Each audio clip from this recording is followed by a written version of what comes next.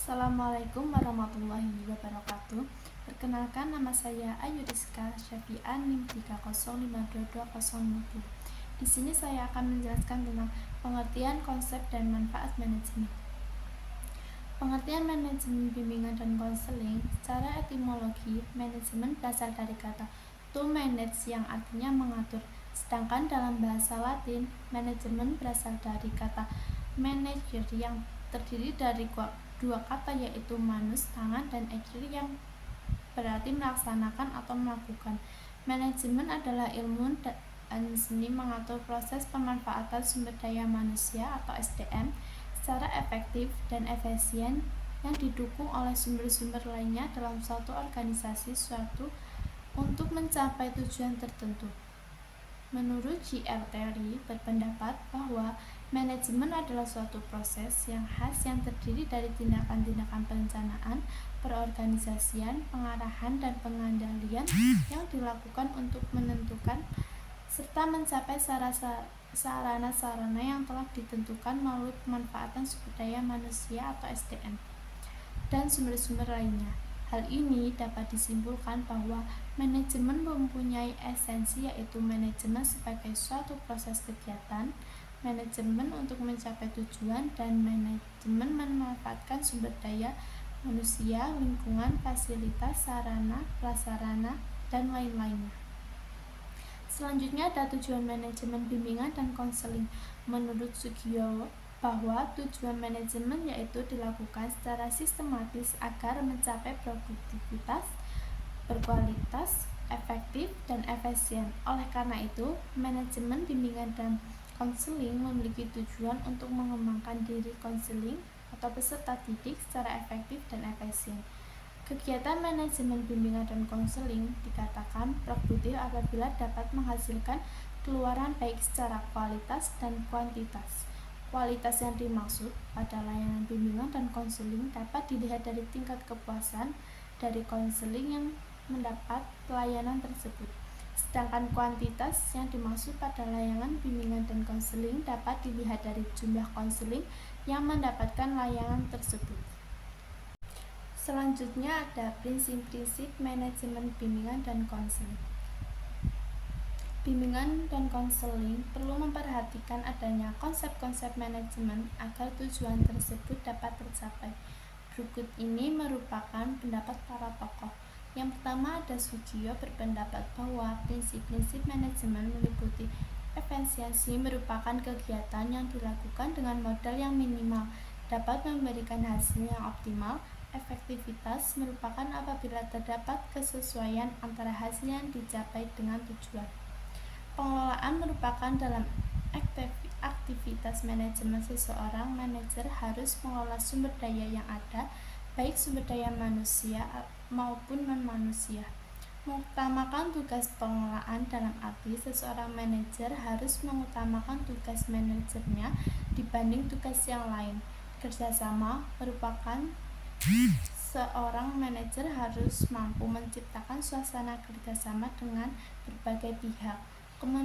Kepemimpinan yang efektif bekerjasama berfungsi pada perorganisasian yang berkaitan dengan melaksanakan tugas sesuai dengan keahlian dan tugas masing-masing personil.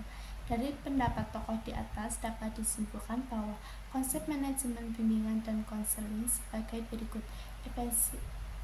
Efisiensi dan efektivitas yaitu kesesuaian hasil layanan dengan tujuan yang ingin dicapai dari layanan bimbingan dan konseling dengan memanfaatkan fasilitas yang ada secara optimal.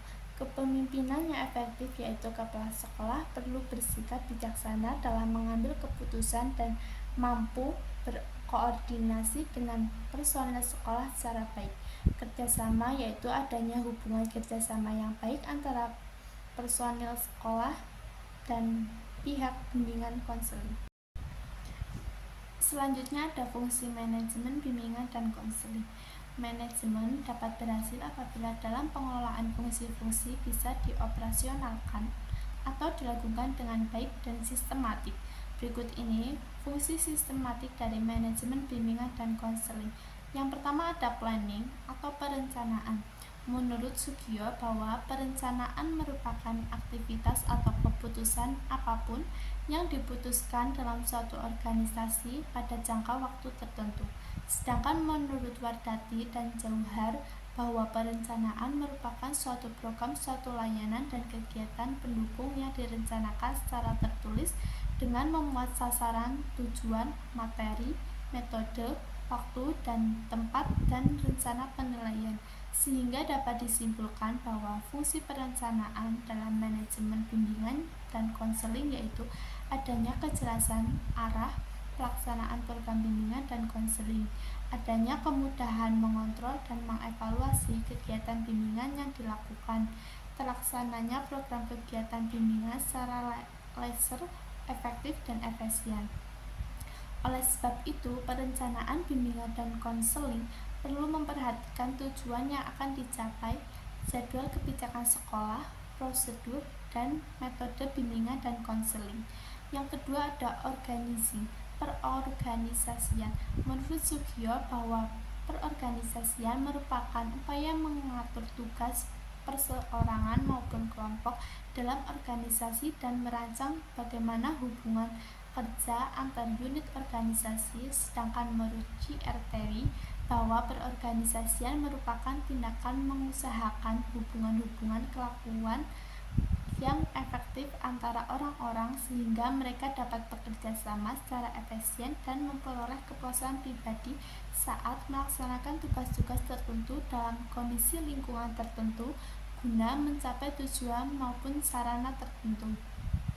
Dapat disimpulkan bahwa perorganisasian merupakan upaya mengatur tugas pengorangan dalam suatu organisasi secara tepat dan menjaga hubungan antara orang tersebut hingga dapat mencapai tujuan yang telah ditentukan. Yang ketiga ada actuating atau pelaksanaan.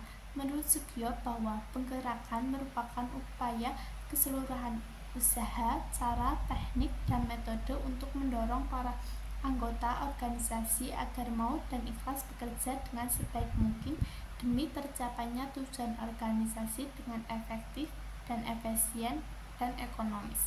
Yang keempat ada evaluating atau pengevaluasian. Menurut Sugio bahwa pengevaluasian merupakan kegiatan yang dilakukan. Yang terakhir ada evaluating atau pengevaluasian. Menurut Sugio bahwa pengevaluasian merupakan kegiatan yang dilakukan oleh manajer untuk mengetahui dan mengontrol pelaksanaan atau aktivitas organisasi dalam menentukan keberhasilan organisasi dan menganalisis terjadinya hambatan pada pelaksanaan kegiatan organisasi. Dapat disimpulkan bahwa evaluasi merupakan kegiatan pemantauan, pengontrolan, penilaian, pelaporan, dan penindaklanjutan secara rencana kegiatan bimbingan dan konseling terhadap tujuan yang ditetapkan. Fungsi evaluasi pada program bimbingan konseling yaitu menciptakan koordinasi dan komunikasi dengan seluruh petugas bimbingan dan konseling, mendorong petugas bimbingan dan konseling untuk melaksanakan tugasnya, mempelajari dan mengefektifkan pelaksanaan program yang telah direncanakan.